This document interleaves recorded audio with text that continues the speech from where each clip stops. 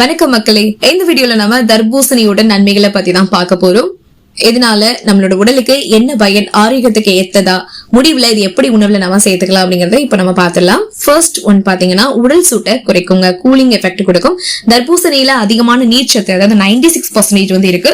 உடல் சூடு, வயிற்று அந்த உப்புசமா இருக்கிறது, பித்தம், இது எல்லாத்தையுமே குறைக்கும். கோடை காலத்துல இது சிறந்த உடல் குளிர்ச்சி உணவுனே சொல்றாங்க. இது வந்து நீங்க இப்ப சம்மர் சீசன் வந்து ஸ்டார்ட் ஆயிடுச்சு இல்லையா, சோ நீங்க அதை ட்ரை பண்ணலாம். அடுத்ததா எடை குறைக்க, வெயிட் லாஸ் பண்றதுக்கு கண்டிப்பாக தர்பூசணி பழம் ஹெல்ப் பண்ணும். எப்படின்னு கேக்குறீங்களா? தர்பூசணியில குறைந்த அளவு கலோரி இருக்கு. டயட் ஃபாலோ செய்யற எல்லாருக்குமே பெஸ்ட் ஆப்ஷன் இதுதான். ரொம்ப நேரம் வயிறு நிறைந்த உணர்வை இது கொடுக்கும், அடிக்கடி பசிக்காது. ஓகேங்களா? அடுத்ததா நோய் எதிர்ப்பு சக்தியை அதிகரிக்கும்னு சொல்லலாம். பூஸ்ட், அதாவது உங்களோட இம்யூனிட்டி வந்து பூஸ்ட் பண்ணி கொடுக்கும். அதிகமான ஆன்டி ஆக்சிடென்ட்கள் அண்ட் விட்டமின்கள் இருக்கு. உடலை நோய்கள் எதிர்க்கும் சக்தியோட வச்சிருக்க உதவும். ஸ்கின் க்ளோ அண்ட் ஹேர் க்ரோத்துக்கு உதவுது. இதுக்காகவே நீங்க அதை வாங்கி சாப்பிடுவீங்க நம்புறேன். அடுத்ததா செரிமானம் மேம்படுங்க.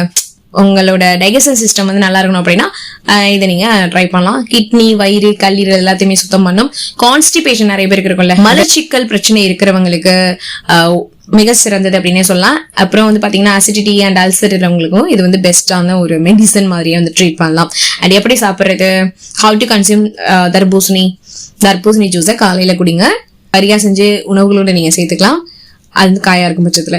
அப்புறம் சாம்பார், கூட்டு, அவியல் இந்த மாதிரியான உணவுகளுக்கும் நீங்க வந்து யூஸ் பண்ணலாம். நெக்ஸ்ட் முக்கியமான ஒரு டிஸ்க்ளைமர், அது கவனிக்க வேண்டிய விஷயம் என்னன்னு பாத்தீங்கன்னா, அதிகமா சாப்பிட்டா வயிற்று வந்து குளிர்ச்சி அதிகமாகலாம். குளிர் பிடிக்கிற தன்மை உள்ளவங்க அளவாவே சாப்பிடுங்க, நைட் டைம்ல எடுத்துக்காதீங்க.